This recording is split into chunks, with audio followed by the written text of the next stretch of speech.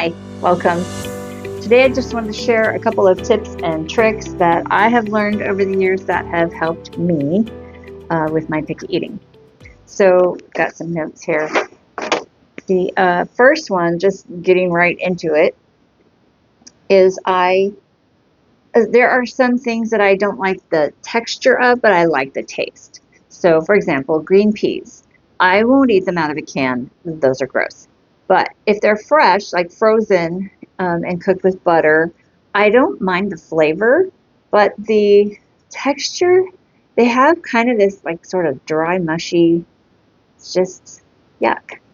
So what I discovered is if I mix them with corn, which is a vegetable that I like, preferably fresh or frozen, cooked in butter. If I mix my peas with corn, then I can handle it. I actually like it. I mostly taste the corn. I'll taste the peas a little bit, but the texture of the corn is a little more juicy than the inside of the peas. So I can eat that. And so that's a way that I can get some green peas into my diet. It's probably one of only two green vegetables that I eat. Green beans out of a can, boiled to death, and peas if they're mixed with corn. Is there anything that you can eat if you mix it with something else? My husband loves to mix his green peas into his mashed potatoes, not because he's picky at all, but just because he likes to do that. Now, I don't prefer that. That ruins the mashed potatoes, but I can mix them with corn. So that's one thing.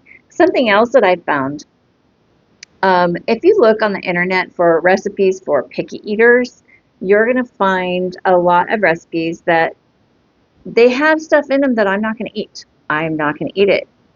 Onions, tomatoes, no, that's not going to happen.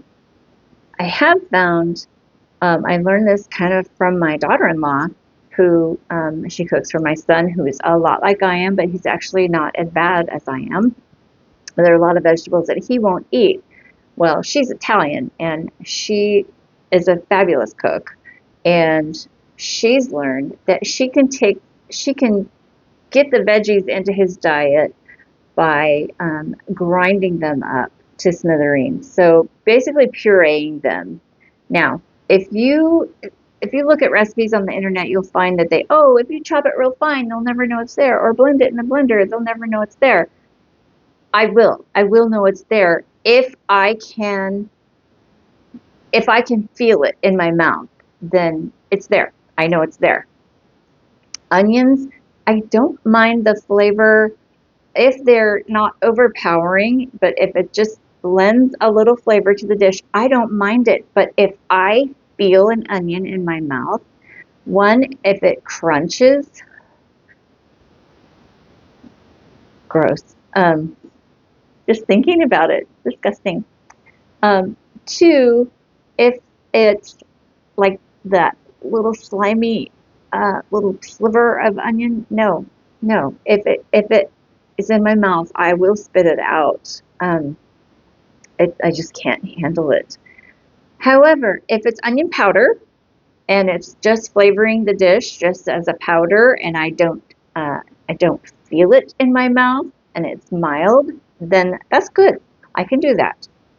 Um, Other things like tomatoes. Okay, I can eat tomato soup.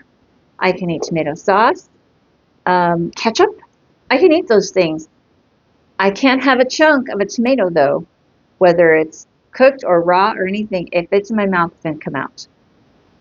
I can't have that. So, but grinding things up small. So I have only tried that. I haven't tried this myself, but I've tried my daughter-in-law's cooking, and she makes a wonderful spaghetti sauce, and she'll basically puree the vegetables. So there's no chunk, there's no slivers, nothing, and she goes light on the vegetables. So if she puts what goes in it, green pepper, I think, or tomatoes, obviously, maybe a little onion. She pulverizes those. They're completely pureed, and then she puts it in the sauce. And we can eat that. Um, as long as the flavors are not overpowering, the texture is palatable because you don't know you don't notice it. Let's say that. Not you don't know it's there. So that's something that I haven't tried it in my own cooking because I'm afraid that if I know it's there, I won't even try it. But that's on my list of things to try. Is just to find a recipe with something in it that I can handle the flavor as long as it's mild, and just to puree the vegetable entirely and then put it in. I don't like the idea of hiding vegetables in my food because I will know it's there unless it's completely pulverized. If I feel it in my mouth, then I know it's there. And there are some that, whether they're pureed or not, I'm going to know it's there. Lettuce is one. I can taste it. I can taste if a piece of lettuce was on my hamburger and you took it off, I can taste it on my burger. I will know it's there. Ew. Not good. Anyway, something else that worked for me, and I haven't done it for a while, I think just because I get lazy, is there used to be a thing called V8 Splash. So it's a vegetable juice, or it was a fruit juice that had veggies in it. Um, and I could take that juice and freeze it in the ice cube trays and then blend it with some ice and a little bit of vanilla yogurt and drink it kind of like a smoothie. Some smoothies are really hard for me to get down, and well, they won't get down because one, the color, if it's green, I already am predisposed to expect not to like it, and then I won't like it. Um, berries and other kinds of fruit smoothies, I would like the flavor of those, like a strawberry smoothie. I love the flavor, but if it's got those little strawberry seeds in it, those don't mix well with the smoothness of the smoothie.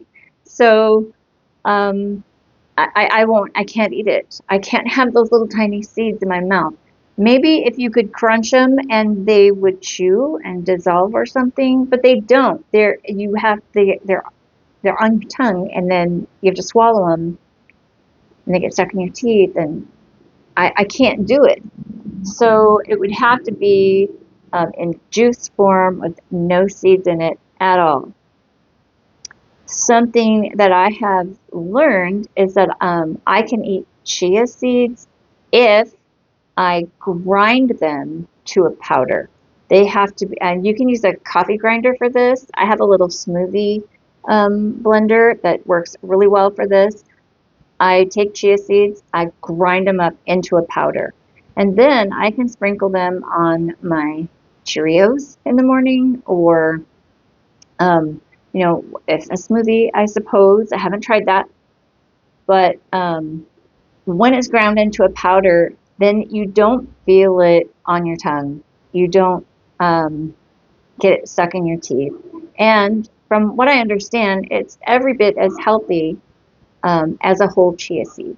So that's something that I'm doing with chia seeds and flax seeds, is completely powdering those things before I use them in any recipe at all. And chia seeds are really good for you. They have a lot of the omegas 3 or 6. I'm not sure.